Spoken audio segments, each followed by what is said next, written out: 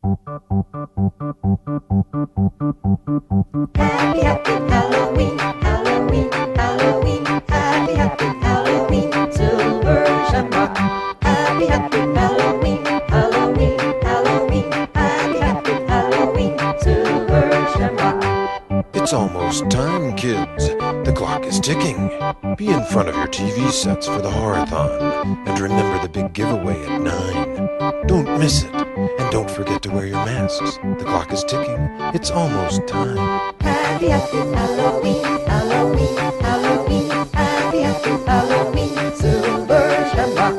Happy, happy Halloween, Halloween, Halloween. Happy, happy Halloween, silver shamrock.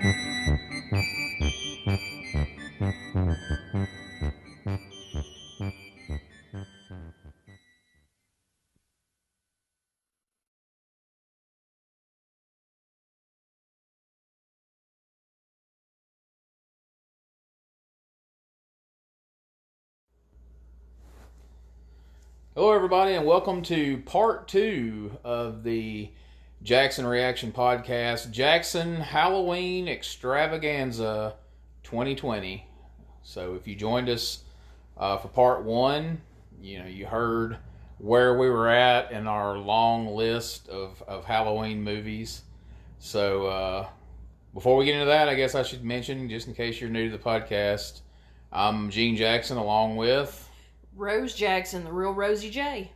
And so, right out of the gate, I'll let you be the one to announce the number. Tell everybody where we landed. So right now, it is 9:45 on Halloween night. We're winding down Halloween night because I have to get up super early to work in the morning, and I'm going to lose an hour. So go ahead, let's start the podcast by updating everybody on what that number ended up being, and then we'll go from there. Well, I would like to say congratulations. You made it through yet another long Halloween marathon month, 2 month with me, and you still haven't divorced me or threatened to. We made it to a total of 92 horror movies watched this year. 92. We were on 70-something when we did the last podcast. Which was a week ago. Which was a week ago. That wasn't like that was a month ago. That was so, a week ago. I crammed in a lot at the end. I tried to, space it out so it didn't seem like we were watching so much so soon. But it's just like we would watch one, watch another, and just... week went by and it was like, wow, another 20-something. Yeah, it's pretty crazy. So when we left off last week, we were getting ready to watch the Joe Bob Briggs Last Drive-In Halloween Hideaway. And of course, we speculated along with everyone else, based on the hints that were being put out, that it was more than likely going to be Halloween 3 and The Evil Dead. Or the Evil Dead remake. It ended up being none of the above. It ended up being not even resembling anything of the above. So the first movie was a newer movie called Haunt. I have trouble saying that word properly, since I sound like I'm from Texas and all. That movie wasn't bad, right? I mean, it was. I liked it. It was a Shudder movie. exclusive, and typically Shudder has some really good exclusives that they have. Now they have some not so good ones too, as I found out. Recently, but that was one of the better ones. I liked it. I liked the story. I liked everything but the ending. And that's the way I am with most things these days. Yeah, it goes smooth all through the whole thing. It's like, oh my God, this is like great. And then the end just kind of falls apart. I think we even talked about that last time. I don't know. We talk about these so much, not recording. I can't always remember which is which, but that seems to be the trouble with most horror movies. Is it's really good, and then they don't know how to end it. It just kind of falls apart at the end, and so this one was no exception. But as horror movie endings go, it wasn't the worst. No. Then the second movie. Oh.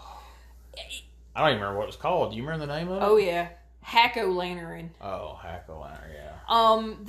Hack-O-Lantern is an older movie, like way older, and it had its parts that I thought were promising, as a typical 80s slasher flick movie.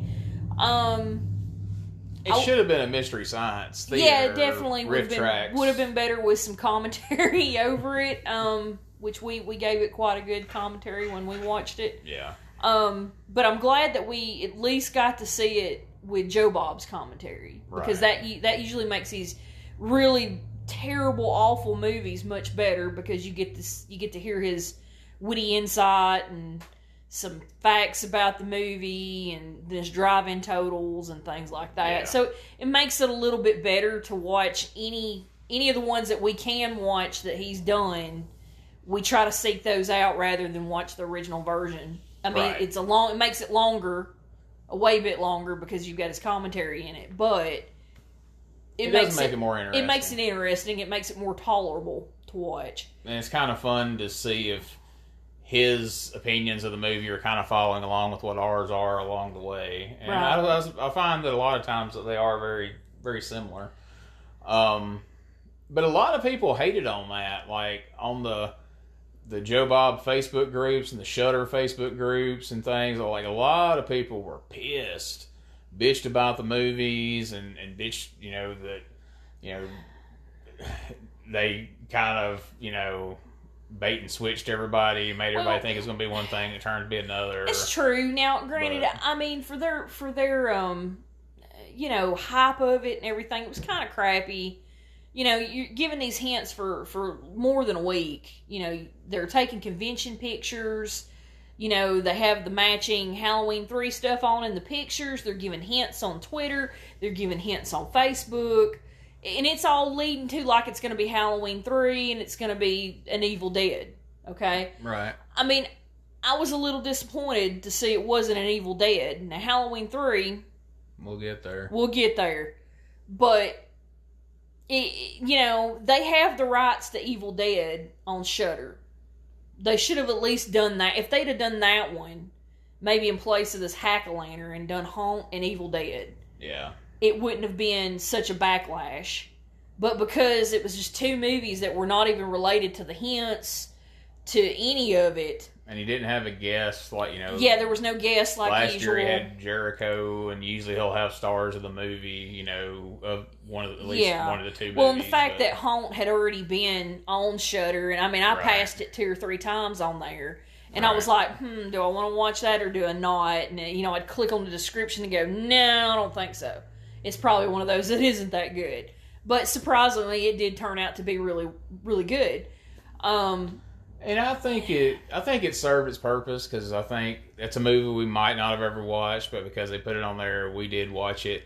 But had they not kind of tricked everybody into what they thought they were going to see, I don't think a lot of people... I think if they just advertised on Facebook, hey, tune in this Saturday night as Joe Bob watches Haunt and Hack-O-Lantern. Oh, they wouldn't have had as many people. Half the people wouldn't have watched. Yeah, so. There's people that watched Haunt, and then when he announced the second movie, turned it off. Yeah. And that's the thing with watching The Last Drive-In. When you watch these marathons that Joe Bob does, you don't know, and that's the surprise of it. And I like that. I do like that there is a little element of surprise to his stuff. Right. Because you don't know what you're going to watch. It may be something he's hinted to. It may not be.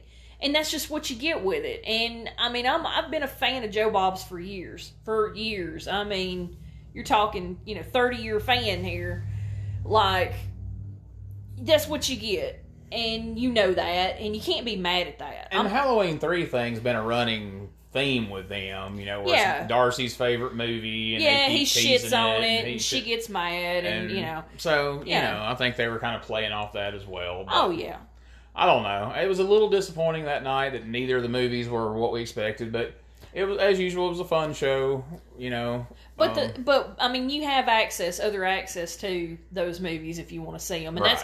that's what I didn't understand. The people bitching as hard as they did, because it's not like you couldn't have got the 7-day free trial of the Roku Showtime and seen Halloween 3 if you wanted it, and the Evil Deads, because they were all on there.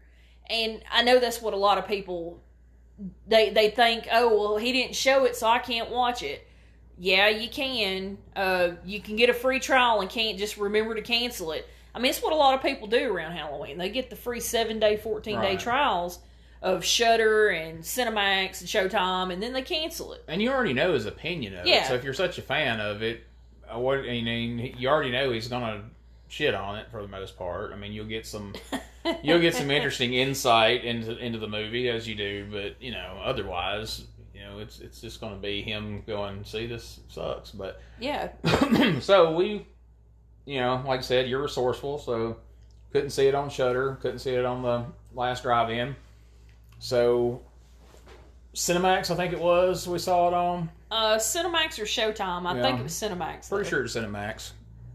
So this weekend we set forth to watch, and that's another thing, folks. If you're going to aspire to watch, not that we set out this number, but I'm just saying, if you're going to rack up 92 horror movies in X amount of time, locating all these things is a pain in the ass. A bit of a. Although we did discover a search feature on the Roku yesterday that would have been so useful for the last 60 days, but now we know. But anyway, so we watched. Halloween 1 was on last year's Halloween Hootenanny, so we watched it on the last drive-in, and then 2 and 3 we had to watch on Cinemax. Yes. More in a moment.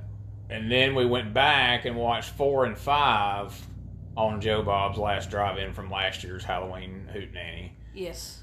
So we watched 5 Halloweens over the course of 2 days. Thursday night, Friday night. Yeah. And then if you add in tonight's viewing of the Rob Zombie Halloween, 6 Halloweens in 3 nights. Part 1, a favorite of ours. We've watched it a ton. 2's pretty good. I hadn't seen it as many times as I've seen 1, by not even close, but I've seen it a few times. 3, I had never seen. One of my best friends that got me to watching Halloweens a long time ago was one of the first horror movies I ever really watched, and he insisted, we're going to watch all of them, or all that had happened up to that point, which I think up to that point was 5. He's like, we don't bother with 3. Michael Myers isn't in it. It's the shits. Just don't ever watch it. And so I took him at his word, and I never watched it. Friday, I watched it. The people who defend it, the people who say if it wasn't called Halloween, you'd think it was a great movie. I don't know what drugs you're on. I don't know what your, what you need to say something is a good movie. Not a fan. One and done for me. Well, look, my feelings on it are a little different, okay? It had potential to be something decent, okay? Even with the storyline as goofy as it was, that, this madman that's Irish, apparently, Celtic, whatever, gets a piece of Stonehenge and inserts it in these little chips into these masks. So all these kids put these masks on, and they're brainwashed basically by this commercial that comes on for them to put these masks on. And on Halloween at this 9 o'clock time, he's going to transmit this thing that's going to make them explode, okay, as a joke. Which I can get behind that. I mean, that's a interesting concept. But to call it a could happen. a Halloween into the franchise of the Halloween franchise is just absurd because it had nothing to do with Michael Myers and or any premise from the previous Halloweens. You had Tom Atkins in it, who Tom Atkins is a hell of an actor, but with this, I don't feel like it was really his thing. Well, I mean, it just, like, the whole... This topic could spin into a whole podcast of its own, because if you do some research into it, John Carpenter never intended for there to be a second Halloween, and then they strong-armed... One did so well, they strong-armed him into doing two.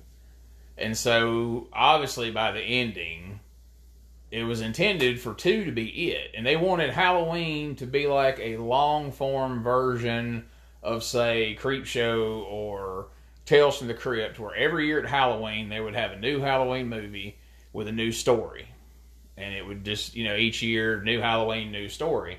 But people shit on 3 so hard, and it did so poor, that they go, oh, fuck it, we're bringing Michael Myers back. And so, and then from there, it just went on being a Michael Myers and Dr. Loomis story. But even if it was called Silver Shamrock or Masks or whatever the fuck they would have called it, it was very poorly executed. Well, yeah. Great concept, blowing up kids with a Halloween mask watching a commercial. Very poorly executed. Yeah, and the theme song to the little commercial is to the tune of London Bridge is Falling Down, which is the opening to the podcast tonight. That commercial song, whatever you want to call it. Happy Halloween. Opened Halloween, up. By the time that movie's over, Halloween, you want to put a Halloween mask on and let them blow your head up, because Jesus Christ, I laid in bed last night tossing and turning with that shit in my head. And I'm going to probably again tonight, now that we're talking about it this close to bedtime. But anyway, Halloween 3 sucks. If you like it, good for you. I don't know why, but whatever. So so then we come back from that and we watch 4 and 5. 4 entered, they couldn't, the backstory is, they can't get Jamie Lee Curtis, so they kill her off camera. They bring in this little girl, and, at the end of it, it appears that she's been possessed by Michael Myers and kills her mother, her foster mother. Yeah. And then, which this was great to watch on Joe Bob's, because he gives all the backstory to all the behind the scenes of, they got a different director, and he decided to throw all that out the window, so 5 was just crap. And we'll probably watch 6 and pick back up with the series maybe next year around Halloween, through with all the H2Os and resurrections and all that foolishness. But having watched that last night, the last 2 nights, the Halloweens 1 through 5, and then watching the Rob Zombie Halloween tonight again, which we've watched many times, where do you stand on that? Where do you think? I like the Rob Zombie Halloween. Some people shit on it. I like it. I think he done a good job bringing Michael Myers into today's society. Like, if Michael Myers, like Halloween would have happened in today's times, that's the Michael Myers you would see. You would see how he grew up, basically as traits of a serial killer, the sexual frustration, the killing of the animals, the whole thing you go through, the whole profiling of a serial killer into he's in this mental institution from the time he's 10 to the time he's like 20-something, and then he just goes crazy. Gets out, he's on this rage to find his sister, he finds her, tries to kill her. It's like the first half goes through the childhood of Michael Myers, which gives you an insight into how he becomes the evil, and then the second half of it kind of goes through almost an homage to Halloween 1, which a lot of people shit on that because Rob Zombie done it. Why do you need an homage to something when there's so many Halloweens out there and so many versions, Yeah. But it's like he just gives it a different little twist. There's a different element to it, and it's that Rob Zombie element that you get in all his movies. I don't know. I like to say it's the white trash. It effect. is. It's the white trash version of the Michael Myers story. There's two schools of thought on how to execute that, and I know that in the midst of the Joe Bob episodes last night, he was saying how Donald Pleasance insisted they go back and do some rewrites where they had given a little, in his opinion, too much backstory on Michael Myers, too much backstory on Loomis, to where it started to humanize him a little bit, and you kind of understood why he did the things he did, and it kind of changed the story, because if he's just a blank evil killing machine who kills and nobody really knows why, they just know he does, it's scarier. Not knowing why somebody does something is scarier than, oh, well, his mother's a stripper and his sister's a whore and the kids picked on him at school and whoever the fuck that old guy was that lived with him, harassed him. And in the Rob Zombie version, which I liked, I've always been a fan of the Rob Zombie Halloween 1, not so much Halloween 2. He very, very much humanized him. He very much gave you a lot of insight, and really... Well, yeah, because how many times have we watched Rob Zombie's Halloween, and as soon as he beats the shit out of that kid with a stick after school, and then he ties up the live-in, not stepdad, but I guess whatever the fuck he is, William Forsythe. Yeah, they never explain. After he slits his throat, I'm like, no wonder. I don't blame him for killing every one of them, because they were horrible people to this kid.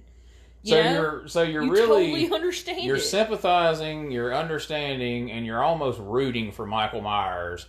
The first really now, don't get me wrong, killing people's wrong, and beating people to death with a baseball bat, and all that shit's wrong. But you understand it at least.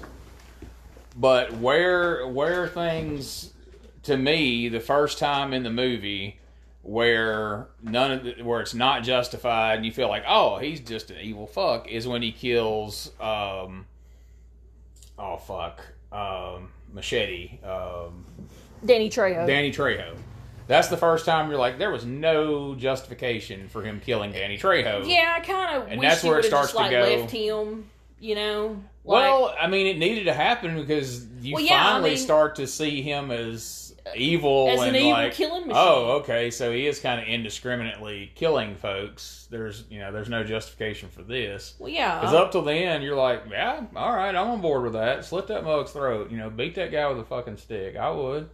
But then when he kills Danny Trejo, you're like, oh, dude, that's not cool. Yeah, because, it was like he kept telling him nothing but nice to you. I've been good to you. I've been good to you. And I've been good to you. And he was good to him. So it was where everybody else there was calling him a fuck nut and a retard and all this stuff. Danny Trejo was always treating him, decent, but that's like I said, that's the whole zombie feel of each of his movies. You get that gritty, just dirty. I'd like to see Rob Zombie really redo like a Chainsaw Massacre. That would be like fabulous if he could do that. I think it'd be great. It would be, it would definitely be gory, and that'd be on the level. And they are white trash. Yeah, so it would be that would be like tremendously on the level. Yeah, you're playing into that. You're not creating something that wasn't there in the original. But I thought it was a good movie. I thought the ending was probably 20 minutes longer than it needed to be. That whole last 15, 20 minutes just really drug on and on. I think you could have got there to the ending quicker, but overall, I think it was a good retelling of the story, or at least a different version. Yeah, but also liked the 2018 Danny McBride remake, which I need to watch again. I honestly don't remember a whole lot about it. We've only seen it the one time at the theater, but I liked it too. Although it did have more of a feel to the John Carpenter, Deborah Hill. Well, yeah, Halloween 1 and 2. They did away with everything after the original one. Yeah. And their version, none of those other sequels happened.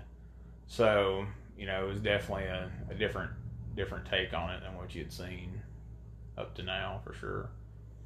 So, so what other movies on there would you like to kind of maybe talk about? Well, the show on Shudder, Creep Show, the series, I really enjoyed it. I even enjoyed the animated one that they just came out with. Right. You fell asleep during some of it today, but Yeah. I would like to see more of those on Shudder. I really hope that they add a few more of those, because I like the style. I like the I like the stories. I like the people that are voicing the animated ones so far. I think it's a really solid, decent show on Shudder right now. And I mean, if you don't have Shudder, Shudder's really, really worth the money for anybody that loves horror. Yeah. Because there's a ton of movies on there. There's a lot of documentaries on there. It's a variety. I like we've talked about this, maybe not on the podcast, but how a lot of horror movie concepts, it's a good concept, and there's aspects of it that are good, but they're really stretching it out to make it a 90-minute or 2-hour movie where they really could have told the story in less time. And that's what I really like about, like, Creepshow, Tales from the Crypt, even back to Twilight Zone, Alfred Hitchcock. A lot of those stories are better served in a short time period, because you just get to the point and it's over, rather than dragging it out, add a bunch of extra killing in there that maybe didn't necessarily add anything. So I enjoy those series. I've liked the Creepshow episodes I've seen so far, and I'm a fan of, you introduced me to Tales from the Crypt. I never saw it back in the day, but I've seen the first couple of seasons. I still want to see the others. But I think it's, a lot of cases, it's the best way to play out these horror stories, and a lot of times that, aren't necessarily fit for a whole big long movie. Yeah, well, and it gives somebody that maybe may not be into the whole gore and dismemberment and blood and guts aspect of it, or the actual scary terror part of it, kind of a comedic, more of a, I don't know, as I say, like a okay for children to watch type thing, Now, Tales from the Crypt maybe not so much, because you got a lot of nudity and things like that, but Creepshow really didn't have that. Right. It was more of a telling of a Halloween story, or what you would get in a scary comic book. Like, just I really love the way Greg Nicotero done that. He does some tremendous things with Creepshow, and he's the one of the dudes that created The Walking Dead and different things like that. I really, really like that the way he's done the whole Creepshow aspect, or revamped it, basically. Because, when we were kids, you had the two movies, Creepshow. Yeah. That were similar. You had, Creepshow, and it had different stories in it, kind of like that. Right. But then he's made this like a TV format. And I really like that. Yeah, I would highly recommend it too. Well, I'll tell you one I will not watch again. 2001 Maniacs. I think they had one Maniac too much. Honestly, it should have been 2000 Maniacs. Maybe it would have been better. I don't know. I just know I was not. I don't know. I wasn't prepared. I should have been, because I don't know what I expected out of it. I've seen it. I've seen it a couple of different times. It's got Robert Englund in there. Well, yeah. I guess friend would be overstating, like we really know him, but we know of him, and he's a friend on Facebook. Madman Pondo is in it quite a bit. To not have an actual speaking part, he appears frequently in it and is on the cover of the DVD. So we thought, well, hell, we'll give it a shot, and whew. Wow. Yeah. Well, that's my only words I can really give it. One we did watch today that we watch quite often is Death Proof. I really enjoy the Quentin Tarantino Death Proof, especially the second part of it, when the girls basically fight back and whoop his ass. I love that. It just tickles me to death to see them beat the shit out of that Kurt Russell. It's just, I love it. Well, to see how quickly he folds, he's chasing them down. He's he's proud of himself. He's harassing them and scaring, in his mind, scaring the shit out of them. And then when old girl pops him with a couple of bullets, he suddenly turns into the biggest pussy you've ever seen. And then they're chasing him down and just completely, flip the whole story on its ear. And yeah, it's fun. It is. All the way through. Yeah, I like it. Stuntman Mike. Stuntman Mike. He's got a brother that's a stuntman. Well, what's his name? Stuntman Bob. Stuntman Bob. We watched, what else did we watch today? The Stepfather that had the... yeah, with Sean McNamara, Dr. McNamara. Dr. McNamara off Nip Tuck. Which this would have been right in the prime of that series being on television. Yeah. It was interesting. It wasn't a bad movie. No, it was pretty good. He's a really, really good actor. Yeah, he played the part well. It had the kid who would go on to be in that show that you watched, and a lot of people watched on Netflix. Very popular show. Oh yeah, I love it. I love that. Trying to think what else. You got to experience Children of the Corn. Oh yeah, we did watch that yesterday. Yeah.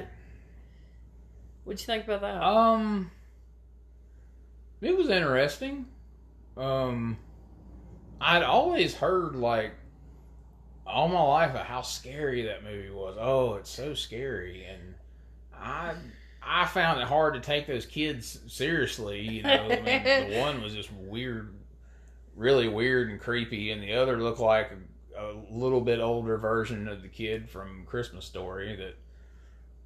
Scott Fargus. Yeah, like Scott Fargus, 3 or 4 years down the road. Yeah. But it wasn't a bad movie. I guess the concept of a bunch of kids coming into a cafe and killing everybody is a scary thought, but... Well, it's just that it's that Midwestern, middle of nowhere cornfield, corn raising, community, right? Yeah. These people, outsiders come in, it's highly religious part of the country, and you've got nothing but farmers and cornfields, and, there's this town, and these children have basically killed all the adults and took over, in the name of he who walks behind the rose. Yeah. And... it's not a bad concept. It's not a bad movie. I'd suggest it is one of the Stephen King movies you should see if you want to see Stephen King movies. That from book movies, such as Pet Sematary, Carrie, ones like that. It was a pretty decently done movie for the time. It's another one that's been sequeled to death since, apparently. Oh yeah, they have tons. I can't remember how many sequels I seen. 8 maybe. It's up to 8. Yeah, which is just crazy. I just can't imagine how many times the evil children and you got to keep using different children because those kids are going to be too old to continue. Except that one kid that never ages. He was 20 something when they made it and looked like he was 12. Yeah, but I got to experience. Due to the untimely, he's 90 years old, but the death of Sean Connery caused me to have to see the Highlander today, which isn't a horror movie per se. I don't know if that was part of the what you counted towards the list. Oh, but, no. Highlanders... I was horrified. Highlander's very sci-fi, nowhere near the horror realm, so I don't count sci-fi in that. Okay, So yeah, I saw that, but I guess that goes on another episode. Yeah, I'm still rather appalled you'd never seen the Highlander. Had you not forced me today, I would have never saw the Highlander. I had every intention to go into my grave having never saw the Highlander, but now I have. I probably should have watched it. James Bond or something in memory of Sean Connery. Probably, because I haven't seen any of those really. Well, the ones I saw were the Roger Moore ones. Well, and I would like to have a James Bond-a-thon sometime. Yeah. Where we watch... Have a little James Bondage. Little James Bondage. Yes, there we go. So, another... I thought of it after we watched The Stepfather today. I remembered another. I guess it's more of a thriller, but it's listed as a horror movie that we watched a few weeks ago. That I guess also it made me think of it because you had, a guy from a hit TV show, the guy who played Niles on Frasier, David Hyde Pierce, I think is his real name. We come across a movie called The Perfect Host, and the concept, watching the preview, the concept seemed really interesting, and he's a pretty entertaining guy. So we watched it, and I thought it was a pretty good movie. The concept was really good. Where this guy has robbed a bank and has now strong-armed his way into a guy's house, which he's playing Niles, essentially that type of snooty-ass character that he's so good at playing. Strong-arms his way into this guy's house, and then suddenly turns out this guy's schizophrenic and just completely flips the script on him, and basically he goes from being the one who's being kidnapped to the other way around. And he goes through a whole horrific night of this schizophrenic host hosting him as a guest. But I won't spoil it for people who haven't seen it, but it takes a weird twist at the end. There were a lot of things that happened in the movie that you had to really shut your mind off and go, well, okay, that's a weird coincidence, but all right, But by the time it got to this coincidence and then a couple more, it was like, all right, I'd have to have a lobotomy to shut my mind off enough to accept that any of this is plausible or feasible, but entertaining nonetheless. And the fact that you're such a realist, you're such a realist. You basically you can't watch any fantasy, sci-fi, anything because it's not realistic. Yeah, and dumb. Yeah. But I mean, I still love you. You're a realist. But I'm a huge wrestling fan, and none of that's real. So that's true. That makes no sense. But anyway, we got to kind of visit our childhood. We got to watch our 80s Halloween specials that we used to watch when we were kids. That's right. I kind of enjoyed that. Since a lot of people aren't, apparently, they don't have it on DVD or have Apple TV. That's true. But YouTube has some things you might can check into. It does. They had the Garfield's Halloween special, which I really enjoyed as a kid every time it came on. I love Garfield. Yeah. And we actually have the DVD of the It's a Great Pumpkin Charlie Brown, so we don't have to really worry about the Apple situation. No, we'll be watching the Thanksgiving special at Thanksgiving and the Christmas one at Christmas, and so on and so forth, because we got them all on DVD. That's right. And I came across our Christmas Classics box set earlier today that I forgot we had. That's my favorite. Has all the other Christmas, the Abominable Snowman, the Rudolph, and all the claymation goodness. I miss the claymation movies. Claymation days were the best. So we may do another podcast of Christmas shows of some degree, although I'm not going to sit and watch a bunch of Hallmark Channel Lifetime Christmas movies. But I'll have to do that when you're working. Yeah. All right, so you want to talk about our Halloween presents that we got this year? So much like some people, they give presents for Christmas, some people get presents for birthdays, we give presents to one another for Halloween. I enjoy Halloween prezzies. You want to tell the good people what you got for your Halloween prezzies? I got Smokey, get down, buddy.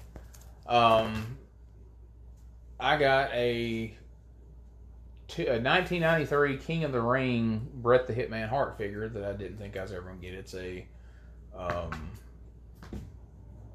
Ringside Collectibles exclusive figure that you got for me. So it was a surprise. I didn't know I was getting it. I know I was getting something from Ringside Collectibles because you'd let that cat out of the bag accidentally. 2 days after I ordered it. 2 days after you ordered it. But I was quite excited about that. I got a Halloween cap that they call a dad cap, but it's cool nonetheless. I got a Last Drive-In with Joe Bob Briggs cap, and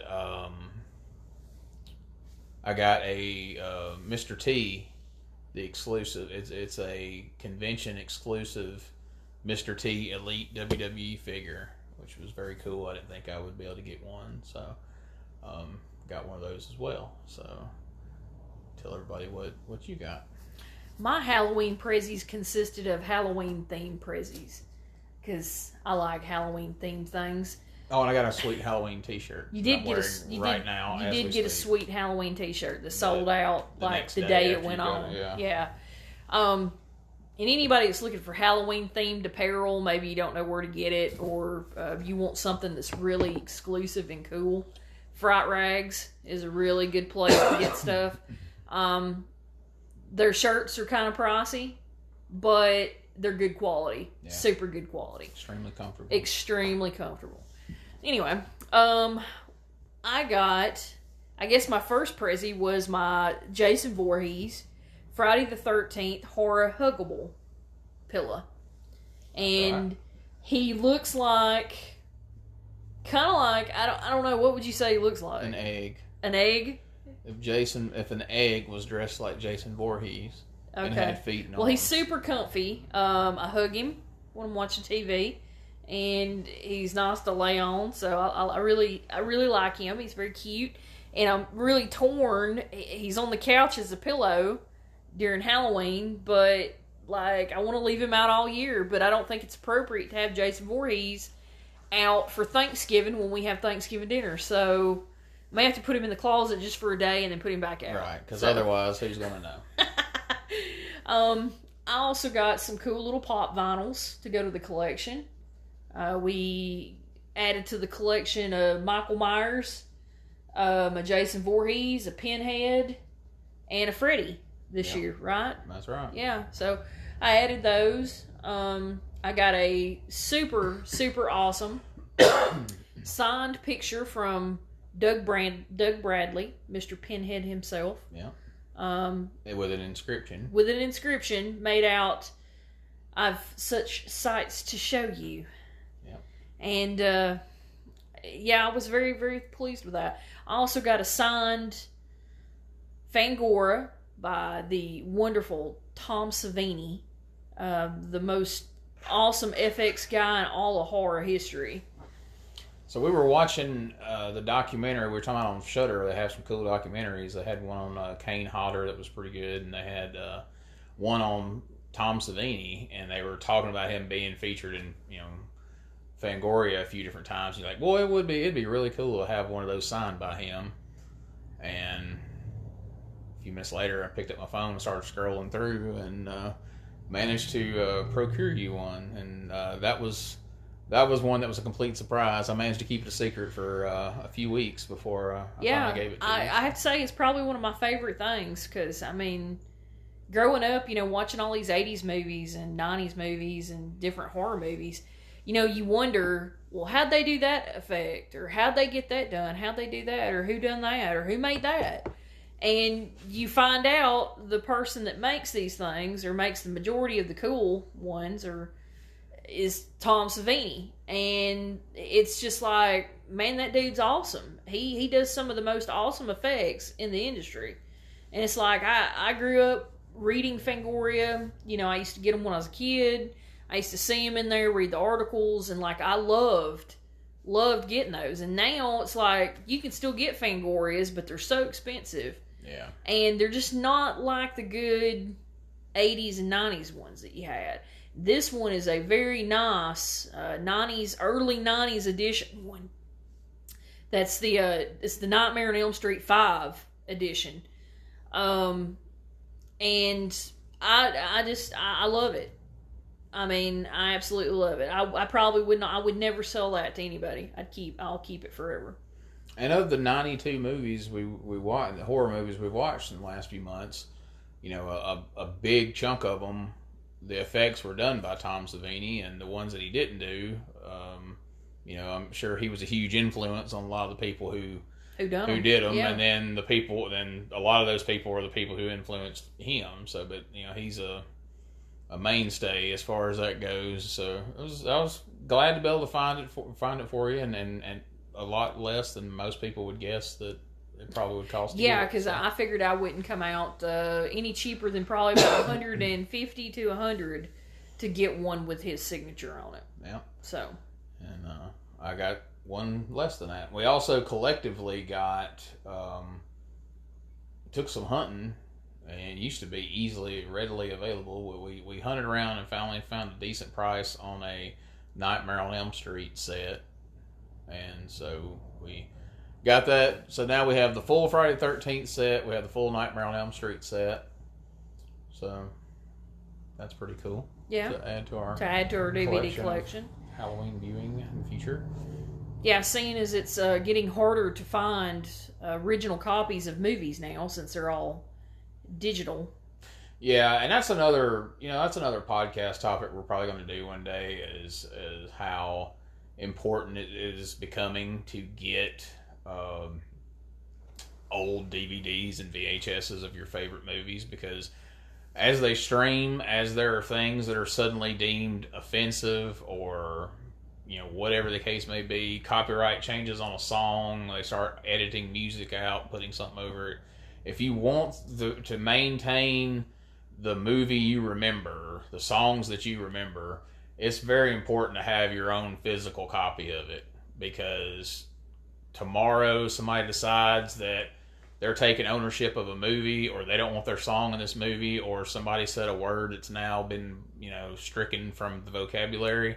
It's gone, and you're not going to be able to find it if you don't have your own very own hard copy. Because even if you have it in a cloud somewhere on your iPod or whatever the case may be, they can pull it off there without your permission, and once it's gone, it's gone. So we're trying to hoard as much hard copies of DVDs and VHSs and things like that of movies we don't want to lose. Especially the harder to find ones, such as the 70s versions of, the George A. Romero's were extremely hard for me to find this year. Mm-hmm. I had to pay not so good prices to find like original copies of Dawn of the Dead and Night of the Living Dead and, Dawn of the Dead. It's just, and Day of the Dead. It's like, you just can't find the older versions of these movies anymore. Now, luckily, they are on some streaming services, but who knows how long that'll be. Right. And then are you getting the original copy? Do you even know if that's the original copy? It's not a lot of times. Because as we've seen, at different points during this last couple of months, not only have you made lists of what we have watched, but you've made lists, and you do this every year, you've made lists of what you intended for us to watch over the next course of a few weekends. And so there's been movies where we've looked on a Thursday night, and they are on one of the streaming services, and on Friday morning, they're not there anymore. Nope. And you try to search for it, and it's not on any of the streaming. It's not out there. Several of the older Romero ones, especially, you cannot. You have to buy it on DVD, and it's like, okay, well, how now I got to buy it on DVD and wait 2 weeks, a week, whatever. And it's not like you can just jump on BestBuy.com or go to a store and buy them. You have to get on Mercari, eBay, Amazon, find a person who has a copy and is willing to sell it for less than an arm and a leg. Oh, yeah. To get a copy of it. Yeah, because the version of Dawn of the Dead, the 70s version of Dawn of the Dead that I bought it off Mercari. And it's the guy actually sold it to me for a really good price in the condition it's in. It's like new. It's like brand new, and I think I got it for $15 shipped. Yeah. But $15 just to watch a movie maybe once, twice. I mean, it's pretty high. But I'll probably watch it more than once or twice. Well, yeah, I'm a fan. Yeah. For the next 20 years or so. Oh yeah. Like you're gonna watch. But as things get remade too, that's a problem, because then you've got the remake versions you can find anywhere. And a lot of people, if they've never seen, like, Dawn of the Dead, they're going to pull it up and be like, oh, yeah, that's the one with Ving Rhames in it. No, That's not the original version. And if you try to tell them that, no, it's that one with Ving Rhames in it. No, it's not. Yeah. Eventually, the older versions, the original versions of things get lost. As they get remade more and more, they get lost. And well, we've learned more just even in the last year about that. And, I kind of regret there's been a lot of movies that we traded in and got next to nothing on. Yeah, because we had it on streaming We service. didn't want them to take up space. In our mind, we had said, oh, it's streamed. It's on Netflix. It's on this. It's on that. No need to have all these DVDs laying around, so we went and traded them in. And now there's going to come a time where we're probably not going to be able to watch them because you won't be able to find them on the streaming service anywhere, and the DVDs will become obsolete again unless you can find somebody that has it and is willing to part with it. So it's definitely going to be a consideration moving forward. If it's something we don't think we're going to want to watch or we don't really care, then yeah, it can go. But there's certain things that even if it's on the main streaming services and has been for years, we're going to hang on to it if we think we're going to want to watch it again in the future because there may not be any other way. So, especially some of the more controversial shows that we like there's right now there's episodes of the Boondocks, there's episodes of Aqua Teen. I'm sure probably eventually some of the Eastbound and Downs and different ones that you cannot find streaming, and I'm sure future versions of the DVD sets they'll be taken off of there as well. So if you don't have the older versions like we have that had them on there, it's just going to be gone. It'll be like it never happened. So, but I think we've kind of covered our 60 days of horror / 92 movies in 60 days. That's crazy. I mean, I don't know that we would have ever.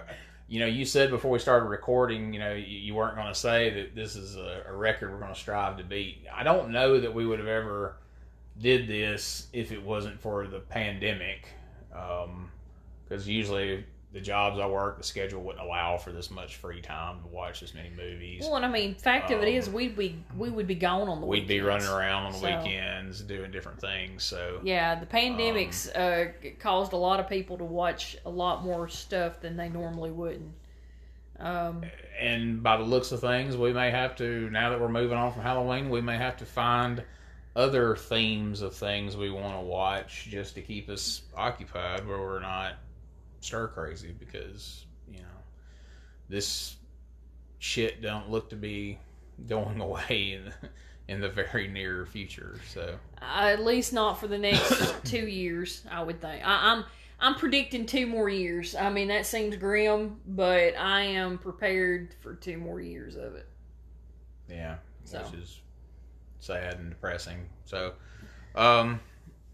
anyway, that covers Halloween 2020, the first year where Halloween was so big, it took 2 episodes to cover. So at least movie watching wise. At least the movie watching wise. I guess I should give out my odd trivia. Before we go, you got this Halloween, you had a special event that occurred, and if you go outside right now and you look up in the sky, you're going to see a full moon. It's the first full moon on a Halloween since 1944. That's crazy. See, I had no idea. Well, I'm an astrology nerd. I like, stars and planets and different things like that. I like to follow eclipses and when we have meteor showers and things of that sort. So that stuff fascinates me. It's like, you don't really think about that because it's not something you think of often. You go outside, it's up there. You just, hey, it's there. It's always been there. But then you don't think about like, okay, Halloween is a time, that's celebrated by a lot of people, celebrated by us. We celebrate Halloween. A lot of people do.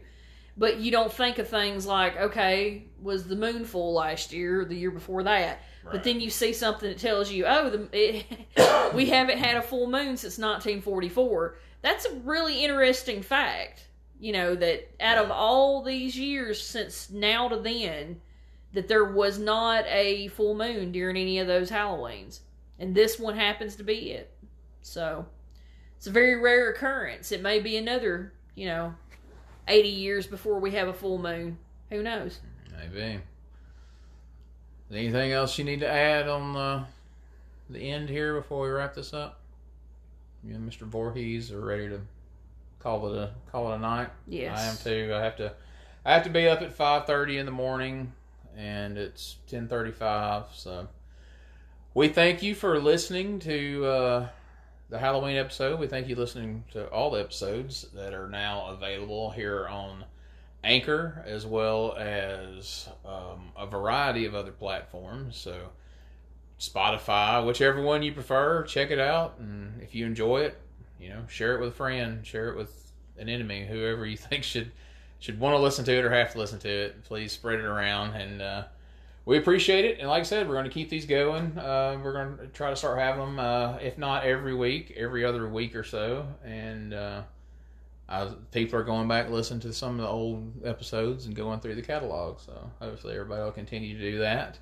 And if you're a wrestling fan, I have a new video podcast that's starting up tomorrow night, November 1st. It'll be every Sunday night at 7 p.m. Central. It's going to stream live on Facebook and on YouTube. And then there will also be an audio version of it here on Anchor very soon as well. So you can find all the information you need about that on my Facebook, facebook.com/King of All Wrestling Media, or facebook.com/Cheap TV Live. So that's it for this week. I'm Gene Jackson, along with Rose Jackson. Happy Halloween.